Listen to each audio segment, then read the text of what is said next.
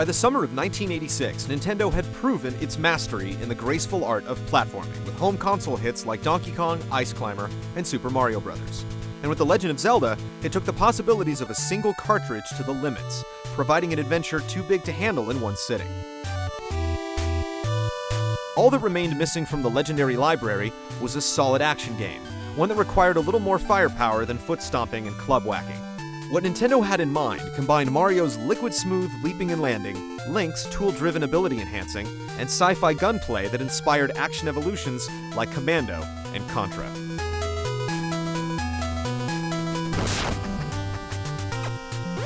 Metroid was hatched for the Famicom Disk System on August 6, 1986, and then on the Nintendo Entertainment System 1 year later. The scrolling shooter was produced by Gunpei Yokoi, who had previously produced Donkey Kong, Donkey Kong Jr., and the original Mario Bros. He also contributed heavily to the development of the Game & Watch series, the NES Zapper Gun, and eventually the Game Boy. It was directed by Yoshio Sakamoto, who had previously worked on the design for Donkey Kong Jr., and the music was written by Hirokazu Hip Tanaka, whose previous digital compositions included Urban Champion, Balloon Fight, Wild Gunman, Gyromite, and Duck Hunt.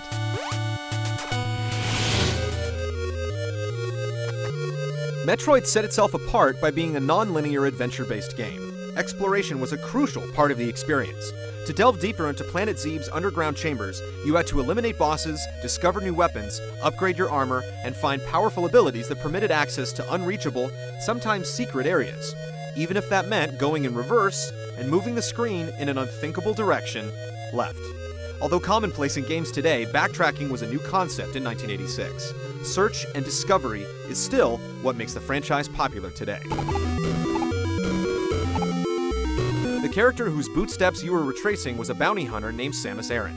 Commissioned by the Galactic Federation to infiltrate the pirate lair within Zeebs and recover a stolen organism locked inside, Samus was a lone soldier with a protective cybersuit, built-in laser cannon, wicked backflip, and a mysteriously concealed identity.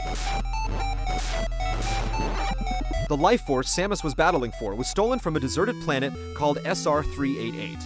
Although the organism was in hibernation, it was rumored that exposure to beta rays would cause it to multiply at an alarming rate. The Chozo, the creatures responsible for farming these parasites, called them Metroids, which meant ultimate warrior in their language.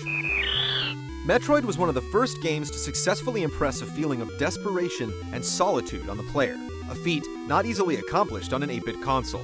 The combination of detailed sprites, original, sometimes obscure map designs, disturbing creatures, and an intimidating, eerie musical score generated an unparalleled ambiance and atmosphere that trapped the viewer in an almost constant state of uneasy claustrophobia. You really felt alone.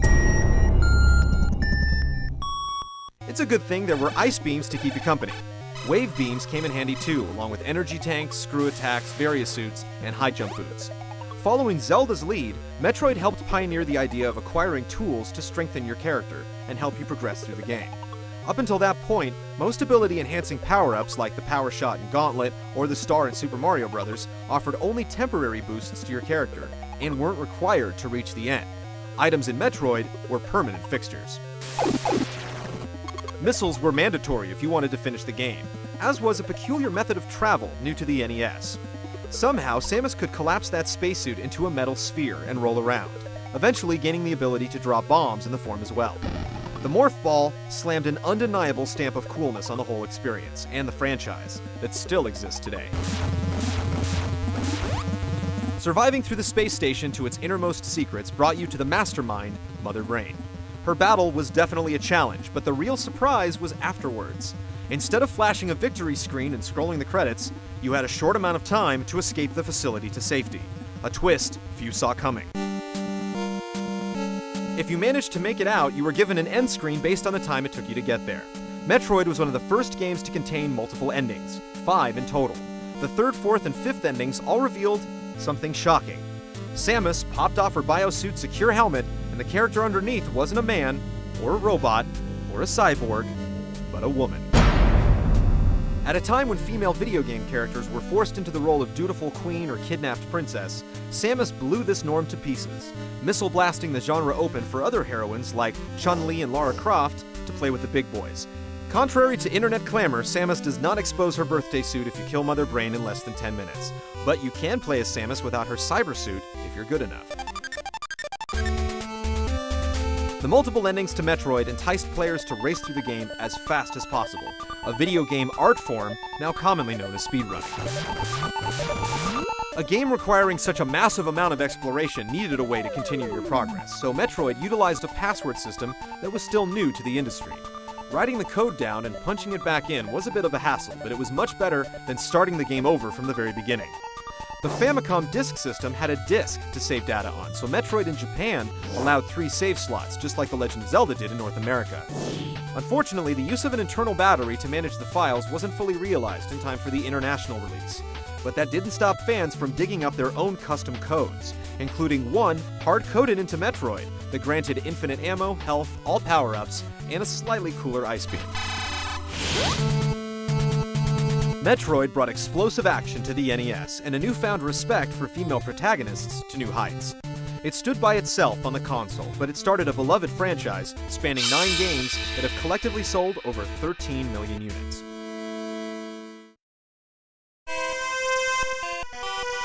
But the franchise wouldn't see its second installment for another 5 years. Zelda told its Chapter 2 in 1987, and Mario got a pseudo-sequel in 1988. But no other 8-bit Metroid was released during the life cycle of the NES or Famicom. This was partly because 3 years after Metroid, gamers got their hands on the bulky but brilliant Game Boy. Eager to develop exclusive titles for the handheld, Nintendo commissioned the R&D 1 team to strip Samus down to black and white.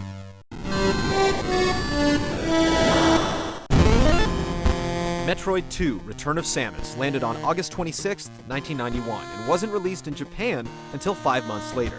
Despite it being the second release in the franchise, Metroid 2 is the 6th installment in the story thus far.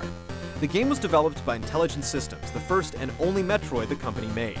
Yokoi produced, and it was co-directed by Hiroji Kiyotake and Hiroyuki Kimura.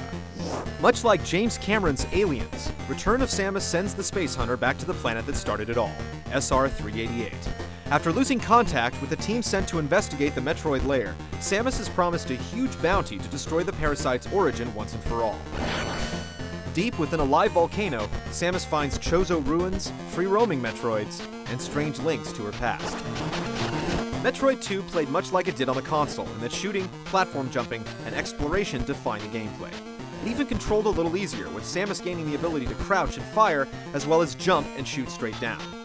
However, the revolutionary advancement model that blew up the original game was a bit more limiting on the Game Boy. Progression was based on the eradication of Metroids.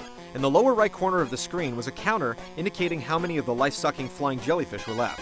Defeating all of them in a particular area caused an earthquake that lowered the lava level, opening up a new section of the world full of more Metroids to destroy and more lava to do away with.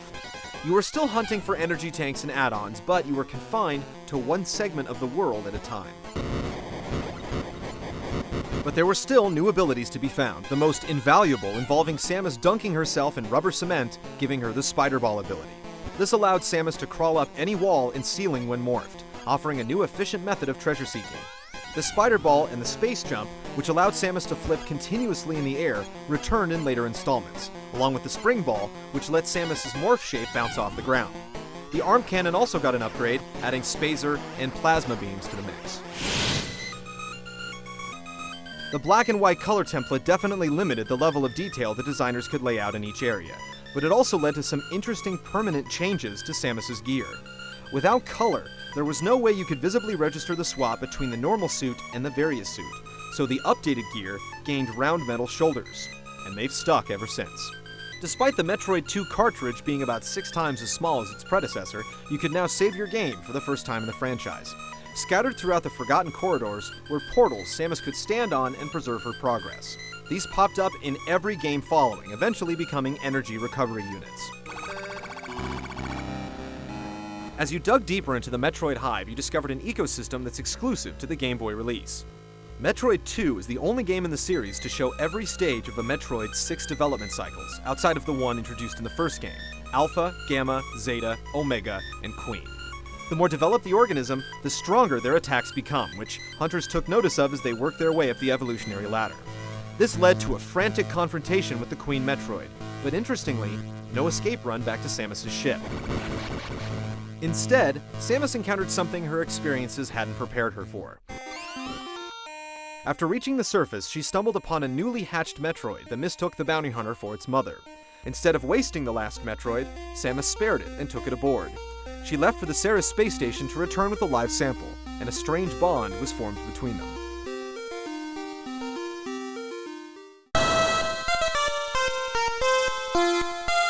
The return of Samus wasn't as well received as its NES counterpart, mainly for being more linear and not leaving such a dramatic impression in the audio and visual departments. The model of Samus used was bigger in proportion to her surroundings to give her more detail using the limited graphics capabilities, making the Game Boy environments feel a little cramped.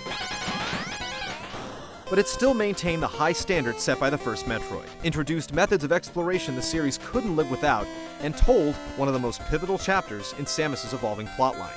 Some consider it to be the weakest game in the franchise, but the least outstanding installment in one of the most groundbreaking action sagas of all time is still a fine game.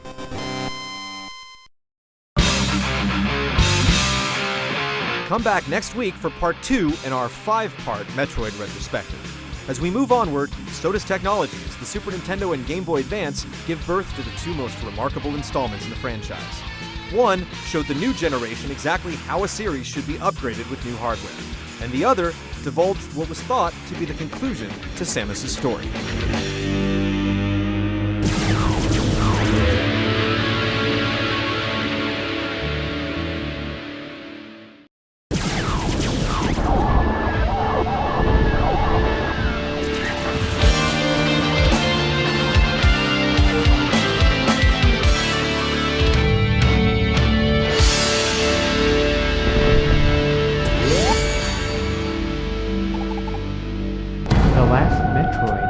Is in captivity. The galaxy is at peace.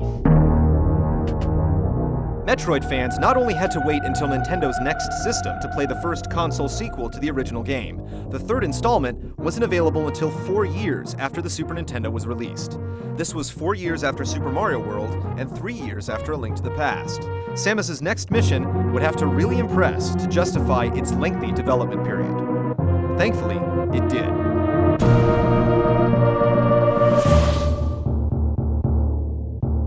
In March of 1994, Super Metroid didn't simply evolve from its NES counterpart, or continue the story after the Game Boy game. It practically redefined video game achievement. Managed by Gunpei Yokoi, co-directed by Yoshio Sakamoto and Makoto Kano, and developed by R&D1, the same company that started it all in the NES, Super Metroid raised video game standards with its superior graphics, music, play control, design, and challenge.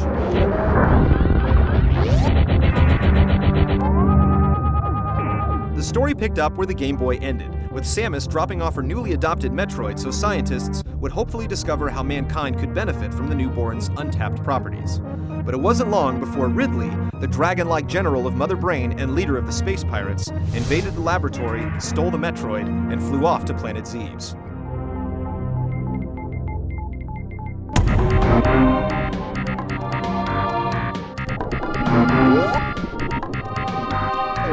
All the familiar elements returned, running, gunning, discovering, and destroying, except everything was better.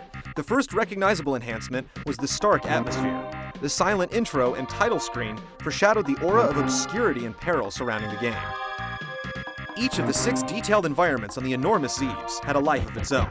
The lava-filled Norfair with heat-blurring backgrounds was steamy, bright, and hot. Underwater Meridia delivered the opposite mood, brisk, blue, and cool. Every dwelling, like the jungle-infested Brinstar, the ghostly wrecked ship, and the fortress of Mother Brain and Turian, left a lasting impression.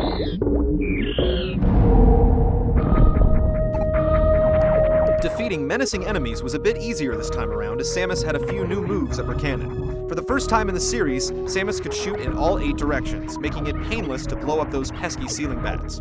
She could perform continuous wall jumps, opening up numerous shortcuts, and even moonwalk when she had to fire in one direction and gracefully walk in the other. The upper right corner of the screen revealed a small map indicating your current location and adjacent rooms. Pressing start allowed you to view the map in its entirety.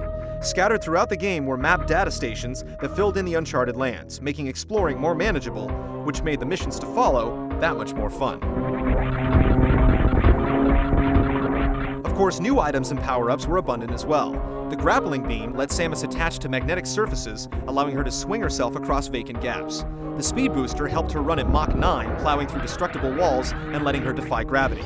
And when the shot button was held down, the charge beam gathered energy, delivering a large burst of plasma goodness when released. One particular add-on that's been seen in every Metroid since. But there were so many more useful items and power-ups, like the X-ray scope, super missiles, power bombs, hyper beam, gravity suit, and more, all either returning or influencing new ideas in the sequels to come. Boss battles were a regular spectacle in Super Metroid, as you encountered over 10 of them, each cleverly designed, challenging you to figure out how to annihilate them as quickly as possible.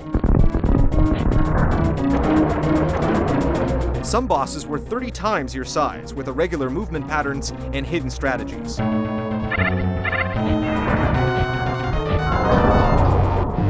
All of them carried the mounting tension to the unforgettable finale. A weakened Samus lay helpless to the final charge from Mother Brain, when out of nowhere,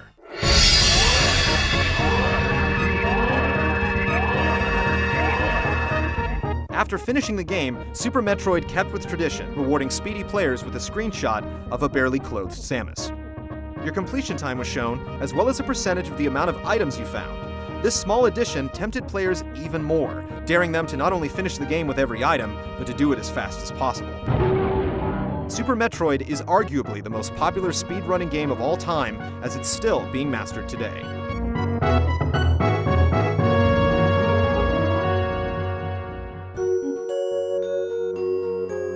Super Metroid is easily considered not only the best Metroid in the series, but the greatest 2D side-scrolling adventure ever. It's frequently been published in numerous best games lists, and has claimed the #1 spot more than once. Everything from the seductive title screen to the dramatic closing moments was undeniably polished. It was a masterpiece of action, and gamers wanted more.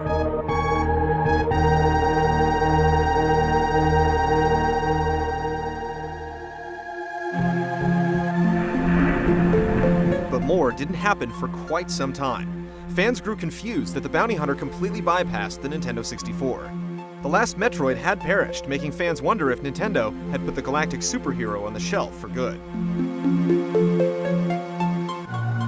In 2001, the Game Boy Advance was released, and there were talks of another 2D Metroid in development, one that would resemble Super Metroid, and in some ways better it. The fallout from Metroid 2 didn't guarantee it would be a smash hit, but at that point, gamers were so starved for Samus, they snapped in their AA batteries once more.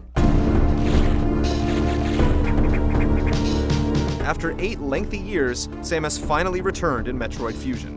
The 32-bit sequel was released in the US in November of 2002.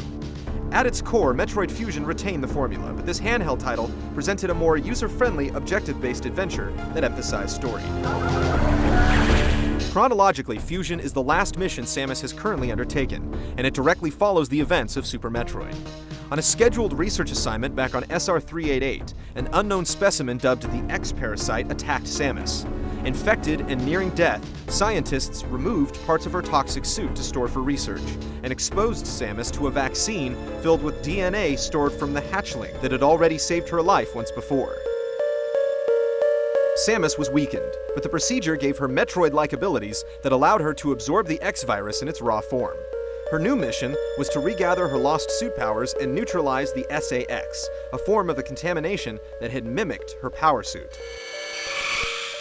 Metroid Fusion was the most story-driven installment. It was narrated frequently through written dialogue, usually between Samus and her computer.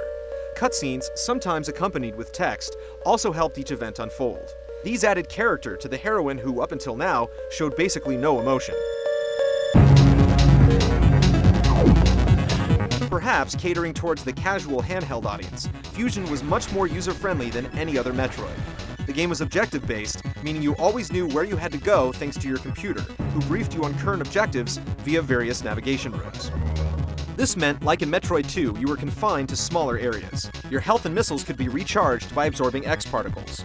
Health recharging rooms and energy tanks were also abundant, and special items traditionally reserved for later stages, like the power bombs, were now obtained much earlier. In addition, the Space Babe can now grab onto ledges and pull herself up, as well as climb ladders and ceilings, dealing firepower above and below. These elements were uncharacteristic for a Metroid title, but they kept the player's focus on the fun of platforming action instead of the worry of ammo depletion or mission progression. But there were still surprises in store. Areas would get blocked off unexpectedly, and new enemies would appear in places you had already visited.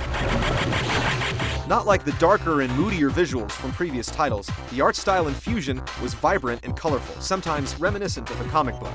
Animations flowed smoothly, explosions contained bits and fragments, backgrounds animated, and more. The music didn't quite meet the high standards of its predecessor, but the sound effects stood on their own.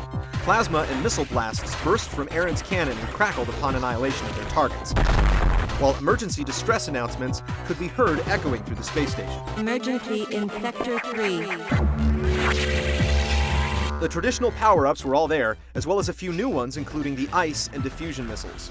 Abilities were gained by either absorbing X-parasites from host bosses or downloading data directly into your suit.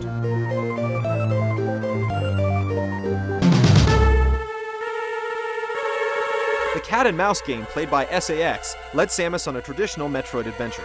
Boss battles were tricky, yet plentiful, but always rewarded you with the appropriate power-up to continue on with your mission, following its predecessor's basic, yet addicting structure. Sooner than fans had suspected, though, Samus confronts the SAX for one final battle, and in customary fashion, it prompted a third race to the finish, after Samus programmed the station to crash into SR388. Destination, planet SR388. But this time, Samus met a boss during the countdown, an Omega Metroid. In an attempt to recreate the glory of Super Metroid's finale, the SAX saved Samus from a final blow. Samus absorbed the X, regained her power suit abilities, and the rest is history.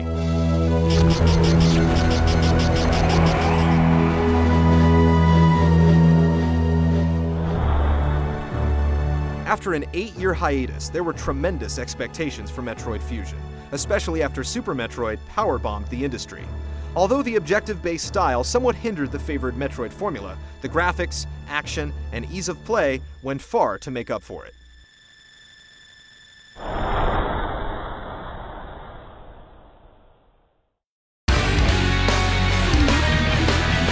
Come back next week for the next upgrade to our 5-part Metroid retrospective. Life-sucking Metroids have never stopped Samus Aran, and neither did 3 Dimensions. In Part 3, the series gets a subtitle that sticks, and blasts into a genre so exciting, Nintendo gave it a brand new name.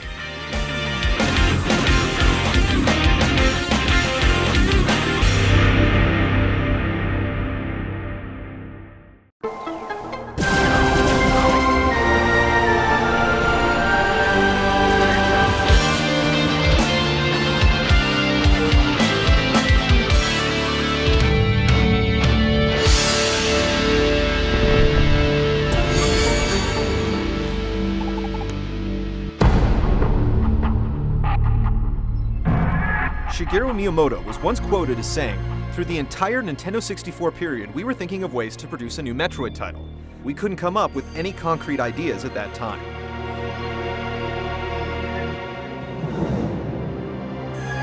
Then, Nintendo approached the president of the Texas-based Retro Studios, Jeff Spangenberg, who was the former founder of Iguana Entertainment, the studio behind Turok Dinosaur Hunter. Impressed by the company and its previous works, Nintendo, along with select Nintendo EAD and R&D1 members, collaborated with Retro and made plans to develop 5 titles for the GameCube. Over time, 4 of them got canceled, as did Spangenberg, who left the company after a series of embarrassing photos were released on the internet. The 5th game was Metroid Prime.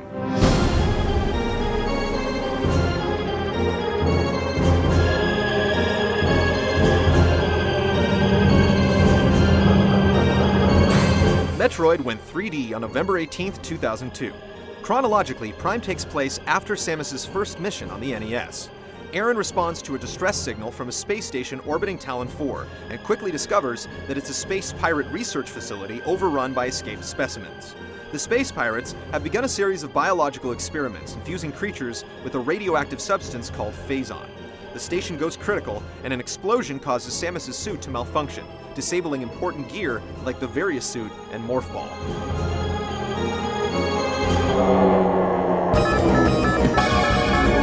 While escaping, she crosses paths with Meta Ridley and follows him to the planet below, where she learns of the meteor impact that brought Phazon, the horrifying extent of the pirates' experiments, and the fate of the Chozo, who slowly perished after the impact.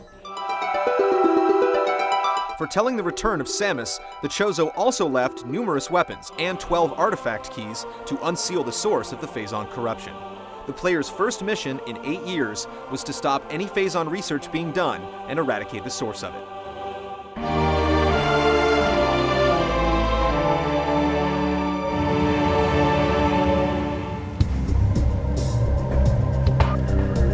Metroid's flip into 3 dimensions was seamless. Prime retained the essential gameplay functions that made the franchise what it was: platform jumping, shooting, and exploring. And it looked better than ever as creatures nestled into dirt, bosses threw their weight around, and environments dripped, wiggled, and boiled. The series prided itself on atmosphere, and the absolute desolation you felt several miles beneath the surface of Talon 4 has yet to be matched.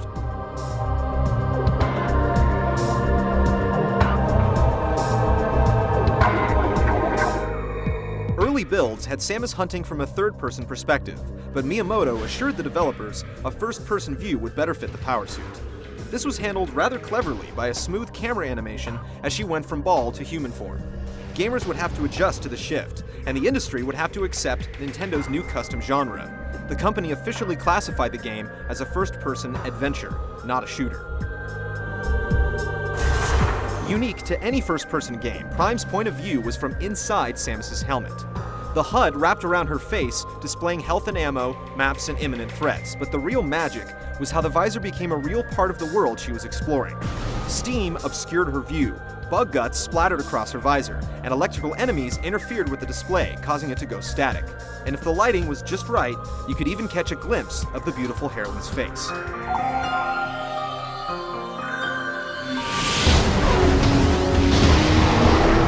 Also new was the ability to lock onto enemies by holding the L button.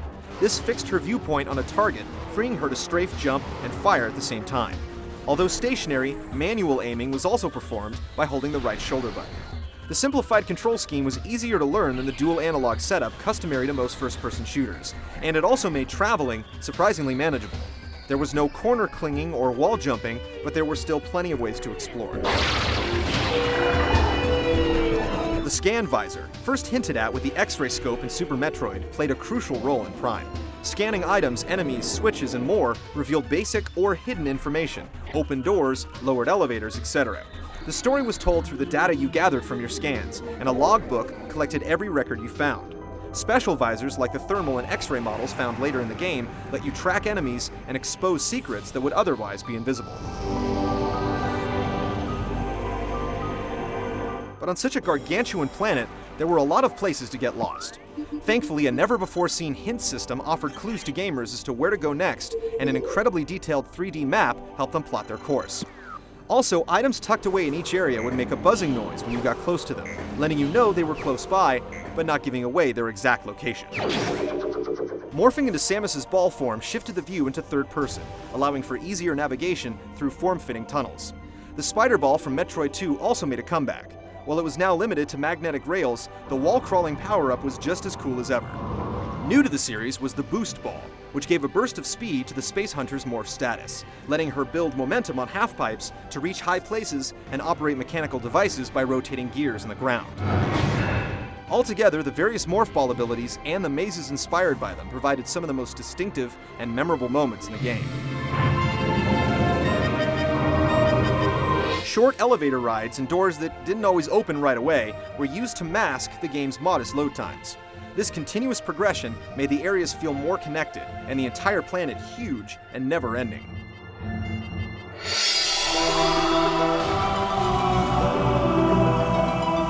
After discovering the space pirates' evil plans, retrieving the 12 artifact keys, and killing Meta Ridley, Samus unsealed the impact crater filled with mutated Metroids. There, she confronted the source of the Phazon, Metroid Prime, in an epic 2-part boss battle that forced the galactic heroine to utilize every power-up she had gained.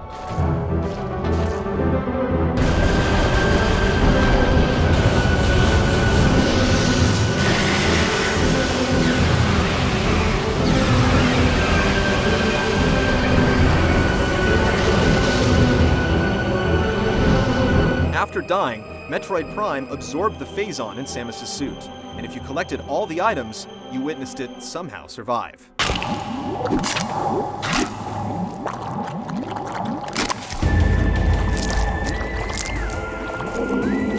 The multiple endings were not based on completion time, but on the percentage of items collected. 100% revealed the best ending, an extended cutscene featuring a helmetless Samus. No 3D bikini, though. Since it was released simultaneously with Metroid Fusion, players could link the two games together via the Game Boy Advance link cable to unlock special bonuses, including a version of the original Metroid and the ability to play through the GameCube game with the suit from Fusion.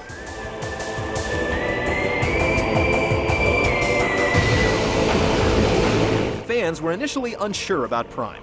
Morphing into 3D was a risky transformation for the franchise, and they weren't sure first person was the best way to play. After its release, however, Metroid Prime received high praise from gamers and critics alike, selling over 1 million units in America alone and winning numerous Game of the Year awards. While criticism of Prime usually involved the lower quality MIDI compositions, a surplus of backtracking, and no option for dual analog control, it still stands to this day as one of the best games of its generation, and one of the greatest 3D games ever made.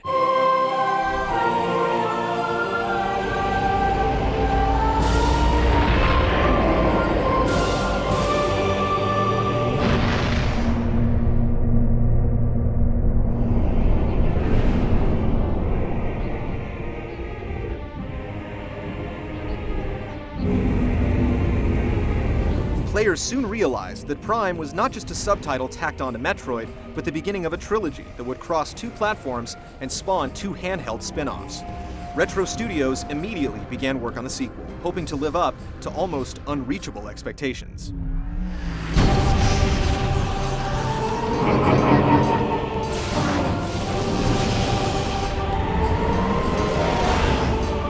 Metroid Prime 2 Echoes, developed by Retro Studios and directed by Mark Pacini, was released on November 15, 2004 in North America, 2 years after Metroid Prime. The story follows its precursor chronologically and takes place before Metroid 2 on the Game Boy. With a new light and dark world dynamic, the Metroid universe became sinister, with mind-crushing puzzles, uglier bosses, and vaster lands. And in a first for the franchise, gamers could charge blast each other in split-screen multiplayer.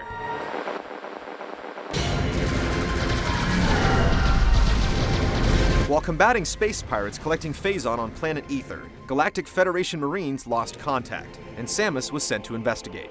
And in a first for the franchise, gamers could charge blast each other in split-screen multiplayer. Metroid Prime 2 Echoes, developed by Retro Studios and directed by Mark Pacini, was released on November 15, 2004 in North America, 2 years after Metroid Prime. The story follows its precursor chronologically and takes place before Metroid 2 on the Game Boy. With a new light and dark world dynamic,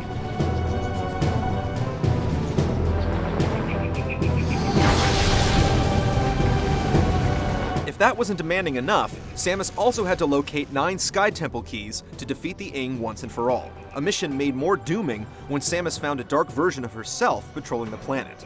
In true Metroid fashion, Samus loses her abilities, forcing her to re-upgrade a 6th time to save the planet. Echoes was distinguished for its mirrored dimensions, a feature that was first made popular in Zelda: A Link to the Past. This was one of the many reasons why Kensuke Tanabe, who wrote the SNES classic, was invaluable in the development of Prime 2. With slight variations, each dimension mirrored each other, essentially doubling the size of the game, though some would say in a rather cheap way. Both worlds worked against each other as well, as Ing inhabitants of Dark couldn't survive in the light of Luminoth, and vice versa. To avoid losing health in the toxic purple atmosphere, Samus activated light beacons put there by Luminoth. Actions done in one realm affected the other. Managing 2 dimensions at once made the puzzles more complex than ever before.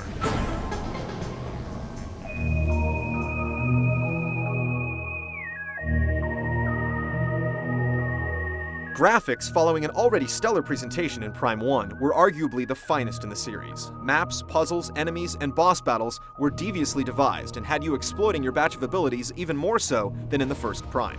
especially the Morph Ball and its various functions.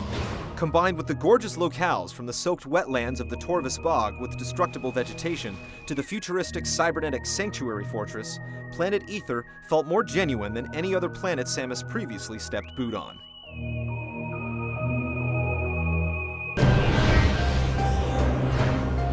New to her arsenal, the female gunner empowered the light and dark beams, both more effective in their opposite realm. These were the first beams to lose ammunition, as Samus could only collect ammo for one by destroying enemies or containers with the other. This put pressure on the bounty hunter to conserve bullets, creating a new strategic element to the gameplay.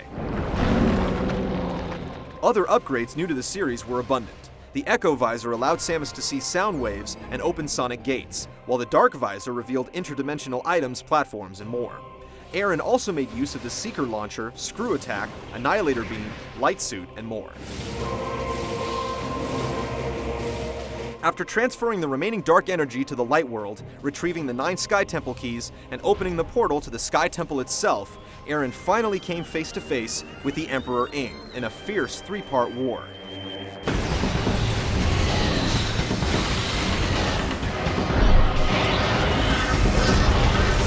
Defeating it put the dark side of the planet in critical condition, leaving you with 8 minutes to escape. An easy feat, if only Dark Samus minded her own business.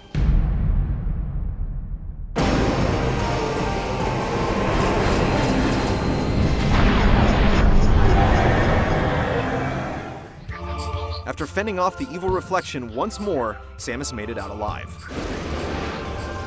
The best ending was once again based on the percentage of items. 100% showcased Samus in her Zero suit, a blue outfit that debuted in the GBA remake of the NES original.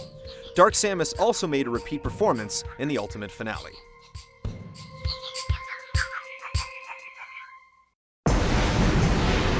Echo's most notable first for the franchise was multiplayer.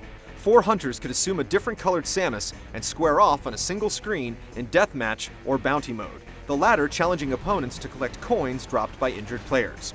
All the control from the single player was intact, and Morph Ball boosting disabled any auto-lock targeting. Adding space pirates collecting Phazon on the planet Ether, Galactic Federation Marines lost contact, and Samus was sent into investment. While combating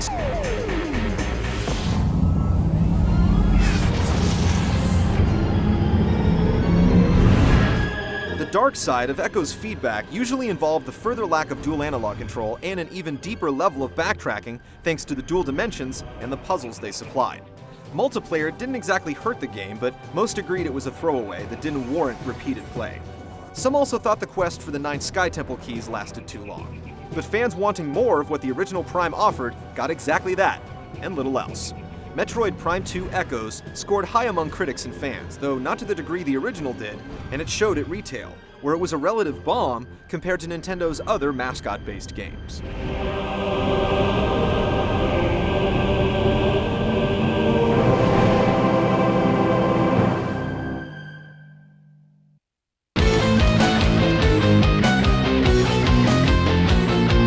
Come back for more Prime Time next week in Part 4 of our 5-part Metroid retrospective.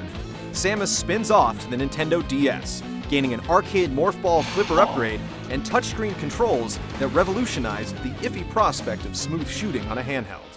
From there, Samus warps to the Wii, and a mysterious corruption infiltrates the new generation.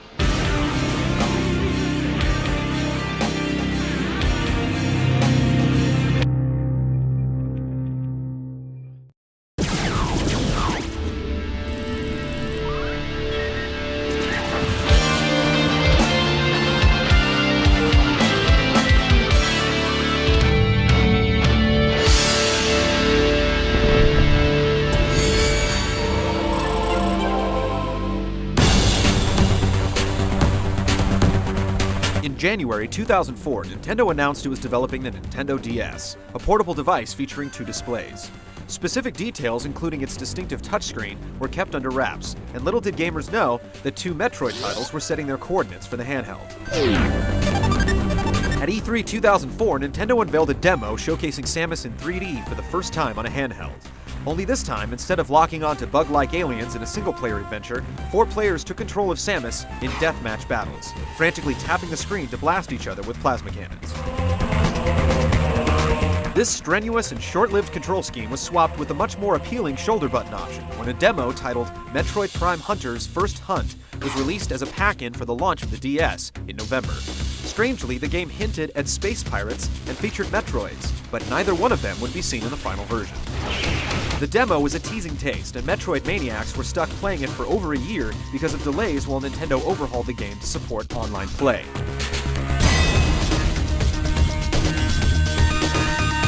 Finally, on March 20th, 2006, Metroid Prime Hunters was unleashed. The game was developed by NST, the same company that created 1080 snowboarding on the N64. Like the Prime games on GameCube, Hunters played from a first-person perspective, but unlike its predecessors, the DS version lacked the patented lock-on targeting and was a bit more linear. Chronologically, Hunters took place after Prime, but before Prime 2. Samus was commissioned to investigate the Limbic solar system after the Galactic Federation received a telepathic message stating the key to ultimate power resided there. The Federation feared that other entities may have intercepted the message as well, and Samus soon found herself competing with 6 other bounty hunters. Upon investigating, Samus learned the Limbic sealed a monstrous creature called Guria into a dimensional rift called the Infinity Void. Samus's mission was clear: find the 8 octoliths to unseal the Infinity Void and neutralize Guria before the 6 bounty hunters got too close.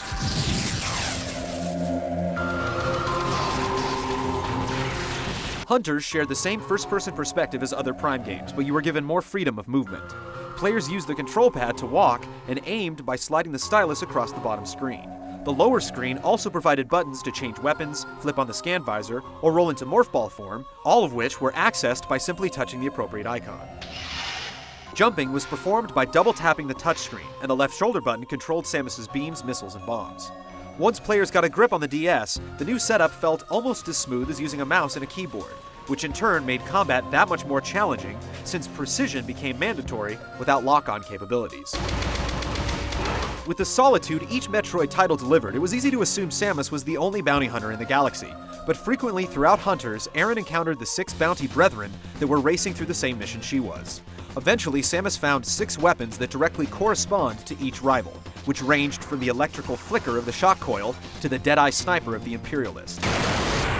Each weapon shared universal ammo and sometimes came in handy during sticky situations. Progression in Hunters demanded less exploring and puzzle solving, leaving a more combat-based adventure. For the first time, Samus piloted her ship to 4 different locations in the system, from a snowy planet to a cybernetic space station, returning to each area at least once before the final battle. Although weapon finding was still necessary, there were no mobility upgrades like the space jump or spider ball, and Samus started the game with many of her tools intact, including the morph ball and bombs, missiles, the boost ball, and the charge beam.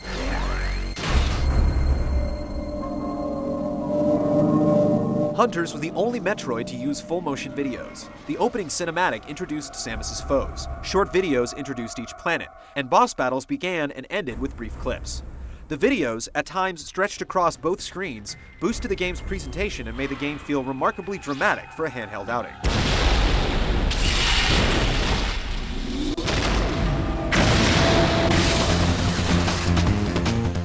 After retrieving the 8 octoliths and unsealing the Infinity Void, Samus set course for the now-revealed oubliette. Seeking ultimate power, the other 6 bounty hunters unwittingly blasted the seal holding Guria, who then broke free and stole their powers for the final showdown with Samus.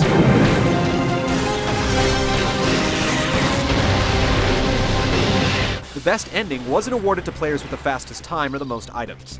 Instead, during the final bout, players had to fulfill the Olympic prophecy by shooting symbols around the room in the proper order with the proper weapons. Only then would Guria's true form be revealed, providing players with one more battle, the powerful Omega Cannon, and the pin-up payoff with Samus in her Zero suit. Scanning and collecting all the information and items put a nice little octolith emblem on your Hunter's license, a scorecard for the game's biggest handheld first: multiplayer. The Wi-Fi battles in Hunters were robust, featuring 4-player matches complete with numerous stat tracking methods from shots fired to most used weapon, and all of them were logged online. The 7 game modes include variations of Capture the Flag and King of the Hill, as well as Prime Hunter, in which the player with the first kill was forced to take on the rest of the combatants. Multiplayer also featured over 20 arenas, 7 playable characters, and voice chat among friends.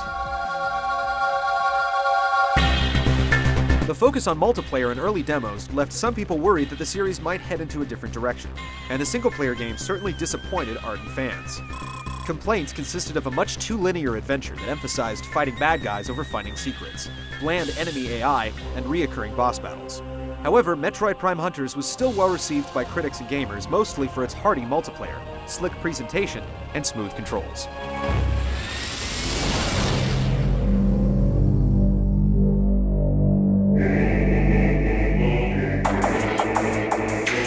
Hunters would keep the dual screens of Metroid fans charging for a while, but it wasn't Samus's only release on the handheld. Rolling into stores a few months earlier was a brand new take on the franchise, a spin-off, so to speak. Gone was exploration, save functions, and lock-on targeting. In were flipper paddles, high scores, and extra balls.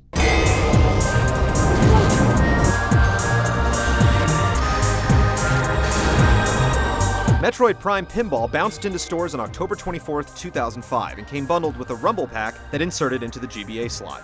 It was developed by Fuse Games, mostly known for Mario Pinball Land, which was released for the Game Boy Advance the year before. Although not the action-adventure Metroid fans were accustomed to, Prime Pinball brought more to the table than your ordinary pinball machine, featuring boss battles, plasma shooting, weapon upgrades, and more. There was no specific storyline in Pinball, although the events in the game were based on Prime for the GameCube. Samus, serving as the ball in her morph form, had to collect 12 Chozo artifacts, gain access to the Artifact Temple, and defeat both forms of Metroid Prime.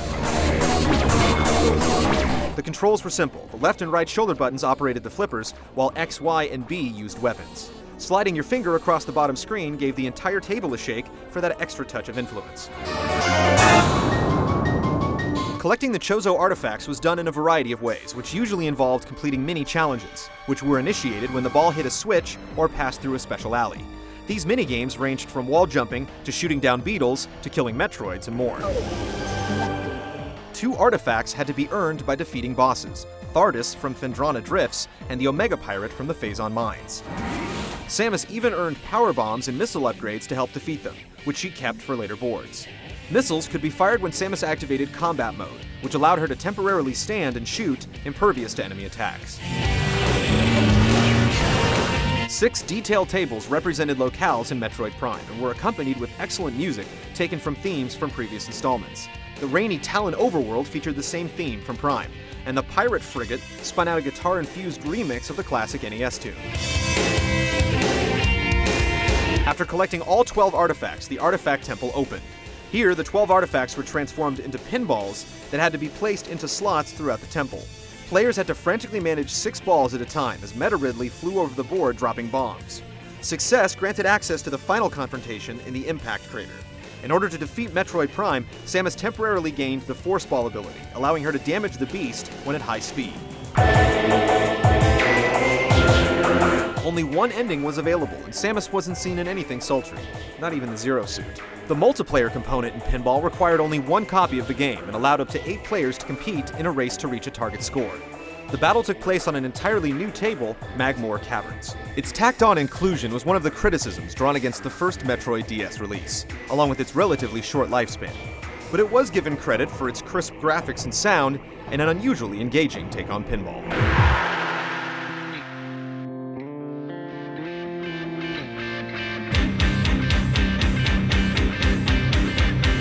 Nintendo first revealed its latest home console, then known as the Revolution, at E3 2005. While there was talk of a Smash Bros. Title and first details on the Virtual Console service, Metroid Prime 3 was the only game accompanied by video. Showing Samus's new ship flying and shooting without its pilot in the cockpit, the brief clip offered a first glimpse of the command visor, though no one would realize it for quite some time.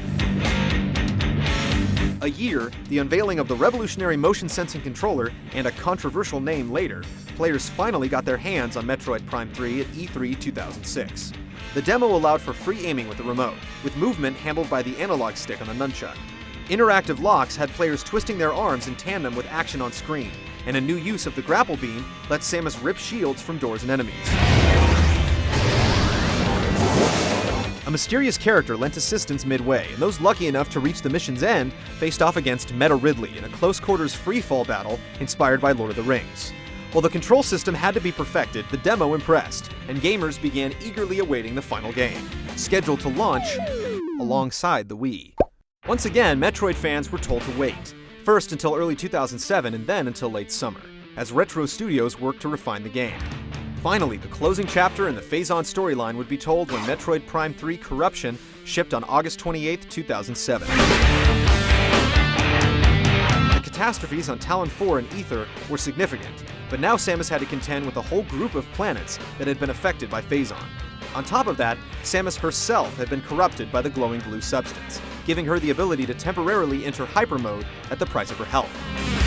Retro had listened closely to feedback on the previous two games and added a number of additions and refinements to Prime 3. There was a greater emphasis on story as Samus interacted with the Galactic Federation and other bounty hunters. Players would no longer need to constantly switch beams since weapons stacked like in Super Metroid. The X-ray visor returned to be used in conjunction with a certain wall-piercing beam. Samus could now use the command visor to direct her ship to land airstrikes, lift objects, or create a makeshift platform. For most of 2007, Nintendo remained relatively quiet about Corruption, until early August when it released a channel for the game and placed the classic Metroid titles on the Virtual Console for download. Join us next week as we look back at the saga of Samus, from start to finish, and end our 5-part Metroid retrospective. We'll begin with a look at the 2004 Game Boy Advance retelling of the original NES action innovator, Zero Mission. Its fresh take on the franchise set in motion a story that spans video games, comics, melees, brawls, and possibly the silver screen.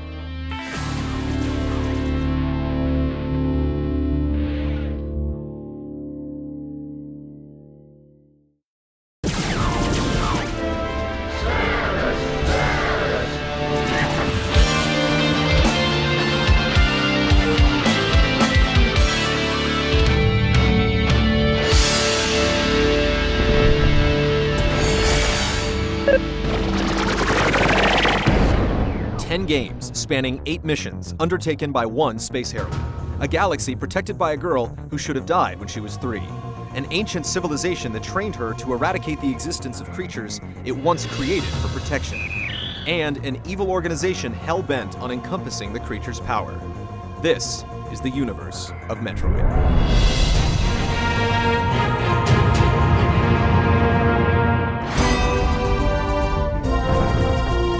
Metroid Zero Mission was released for the Game Boy Advance on February 9, 2004.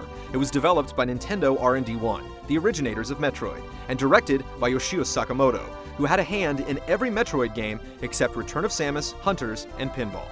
Retelling the events of the original NES title, Zero Mission was more robust, featuring a larger map, peeks into the Hunter's past, and new scenarios beyond the showdown with Mother Brain. Many of the locales looked similar to their 8-bit counterparts, and items were roughly in the same locations. But the differences between the two outweighed the similarities. A number of items from later games were carried over to the remake, such as the Plasma Beam, Space Jump, Super Missiles, and Power Bombs.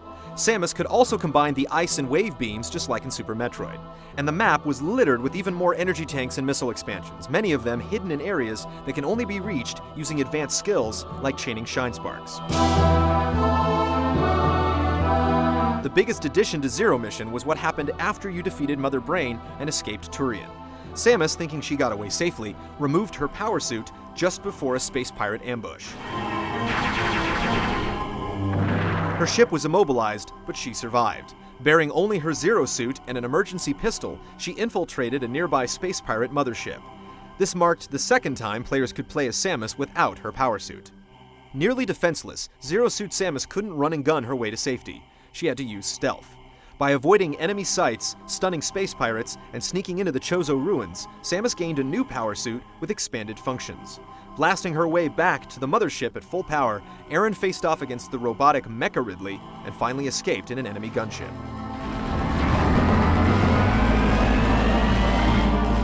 Completing the game unlocked a variety of features including hard mode, map-by-map item checklists, and the complete NES version of Metroid.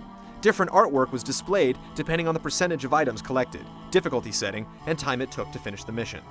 Also, players with 2 GBAs and a copy of Metroid Fusion could connect the two games to unlock the Fusion Gallery, which consisted of additional artwork from the Japanese version of the earlier game. Metroid Zero Mission received high marks by critics and gamers alike, who praised it for superb sound, visuals, and playability. and unlike the dictated events in Fusion, players had the freedom to ignore the hints and explore where they pleased. One common criticism was that the game was too short, which was perhaps an indication that gamers' tastes had shifted from earning faster times to embarking on larger quests.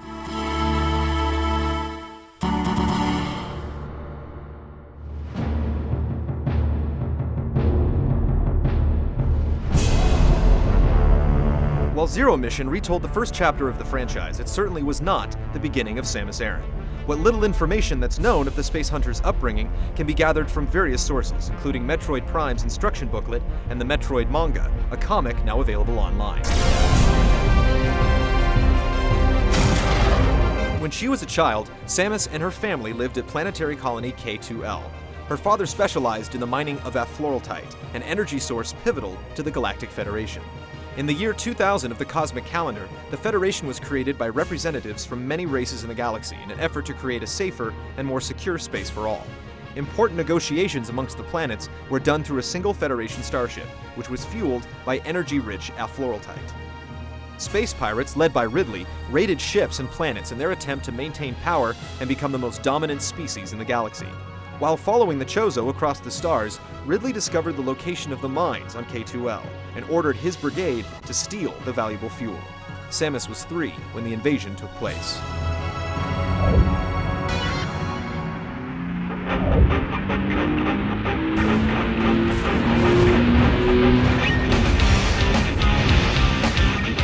The attack resulted in the deaths of all of the colonists, including Samus's mother and father. Miraculously, the little girl lived and was found by the Chozo, a wise and ancient bird-like race.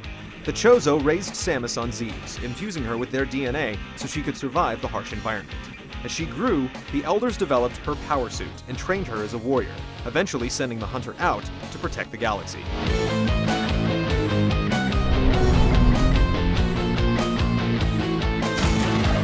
Samus was commissioned by the Galactic Federation to return to Zebes, now overrun by space pirates. The pirates had begun to reproduce the dangerous life-sucking creatures called Metroids. The remains of Chozo statues, scattered throughout the planet's tunnels, held weapons and enhancements for Aran's power suit. Samus defeated Ridley, Kraid, and a biological computer known as Mother Brain, successfully eliminating all Metroids in the process. At the end of Zero Mission, Samus revisits the Chozo ruins, where she recalls her past and completes a challenge to earn a new suit from the spirits of the ancient race. It's unknown whether Mother Brain or Ridley is the true leader of the space pirates. References in the instruction manuals for Metroid and Fusion, the Nintendo Power comic, and the Super Metroid introduction indicate Mother Brain is the general of the space pirates. However, according to Zero Mission, Super Metroid's manual, and the official manga, Ridley is the general. The manga also reveals that Mother Brain was once a counselor to the Chozo, which leaves fans to question whether she tactically betrayed her former masters or was turned against them by invading space pirates.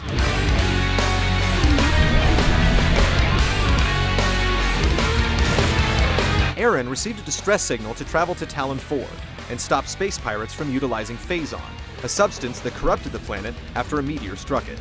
Samus discovered that the Chozo once inhabited Talon 4, but have since passed away, leaving only their ghosts to guard their sacred relics. Foretelling the arrival of Samus, the Chozo left numerous weapons for her to defeat the source of the Phazon, Metroid Prime, which they sealed with 12 artifacts. Samus fulfills the Chozo prophecy by defeating Metroid Prime, but not before it manages to extract the Phazon from her suit and morph into Dark Samus.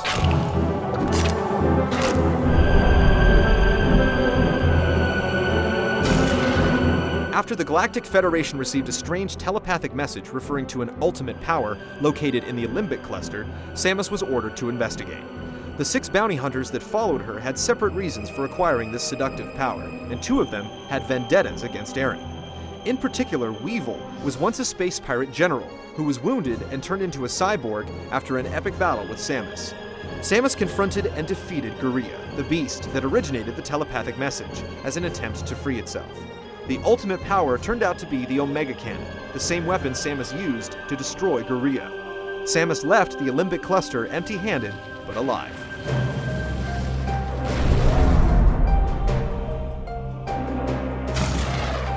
After the Galactic Federation lost contact with a squad of Marines on planet Ether, they commissioned Samus to investigate.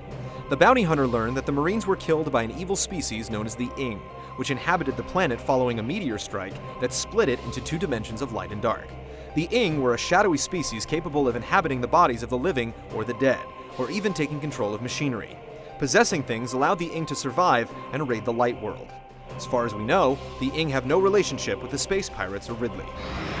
The Luminoth, a nomadic race living among the stars for centuries, abandoned space to live upon the beautiful ether. Similar to Chozos, Luminoth have a spiritual connection with their planet and are technologically advanced. Umos, the last surviving sentinel on Ether, asked Samus to retrieve the planet's energy from Dark Ether and gave her the light suit to complete the quest. While exploring Ether, Samus encountered and defeated Dark Samus multiple times, but the gloomy doppelganger was able to regenerate itself even after Dark Ether had been destroyed.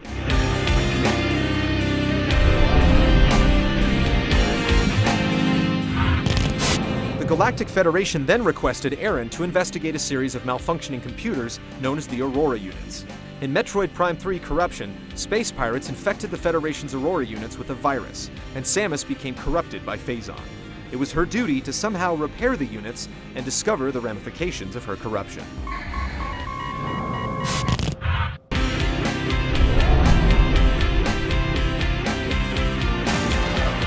But there was still one thing lingering in the back of Samus's mind. And once the saga of Prime reached its finale, the bounty hunter traveled to the Metroid homeworld, planet SR388, to exterminate the species for good. There, she learned that the Metroids molted in cycles, growing into larger creatures. After eradicating all the Metroids, Aaron encountered one final egg. The baby Metroid popped out, mistaking Samus for its mother. Sparing its life, she then handed the larva to Galactic Federation scientists for research. Before Metroids existed on SR388, the Chozo lived there, as did X-parasites. To fend off these infectious vermin, the Chozo artificially created Metroids and dubbed them Ultimate Warriors. In hindsight, the Chozo trained a bounty hunter to exterminate a species they once unleashed.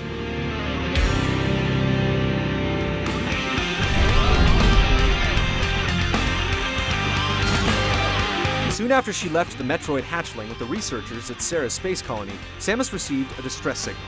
The laboratory she had just left had been attacked. A reborn Ridley captured the last remaining Metroid and escaped to Zeebs to continue a plan to reproduce Metroids and use them in space pirate attacks. Samus had to defeat Kraid, Ridley, Phantoon, and Dragon to enter a newly constructed command center littered with the remains of the Metroid victims.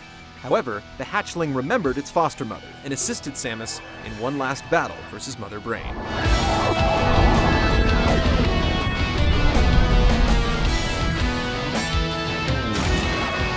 In the events leading to Metroid Fusion, Samus returned to planet SR388 to escort researchers studying the fauna of the now Metroid-free planet. Aaron was suddenly attacked and infected by the X-parasite, but was miraculously cured by a Metroid vaccine created from the same hatchling that saved her life in the previous mission. The X-parasite spread throughout the biologic space laboratories, mimicking the life forms it infected, including surgically removed sections of Aaron's power suit.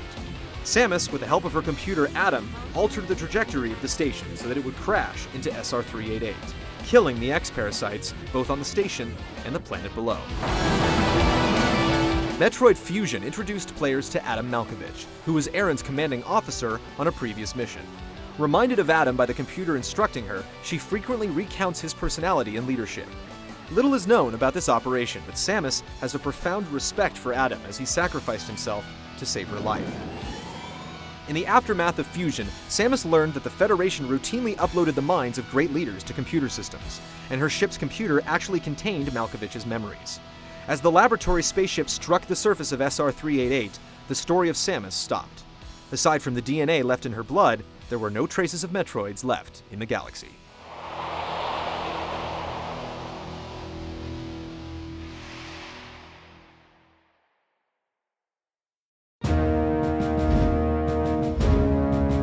As popular as the series has been, it should come as no surprise that Samus would make appearances in other franchises as well. Her unmistakable image has invaded games, comics, cartoons, and other media. Most notably, Samus was a playable character in Super Smash Bros. On the Nintendo 64, Melee on the GameCube, and Brawl on the Wii, sporting both her power and Slim Zero suit. She napped in Super Mario RPG, played an upright bass in Tetris, transformed into a rock defense in Kirby Superstar, returned as a microgame in 3 WarioWare titles, influenced a Metroid-themed puzzle in Tetris DS, and more. Samus was also a semi-regular character in the comic Captain N the Game Master, while Mother Brain acted as the main villain in the spin-off cartoon of the same name. Interestingly, neither character ever appeared in the opposite medium. A short biography of the legendary heroine can be found in 2 short e-comics published by Kodansha. In 2003, 2 producers optioned the rights to produce a Metroid movie, but they expired. John Woo stepped in a couple of years later to reacquire them. Lion Rock Productions was scheduled to produce, and the plan was to release the first film before 2006. That never happened, and it's currently unknown if the project has been canceled.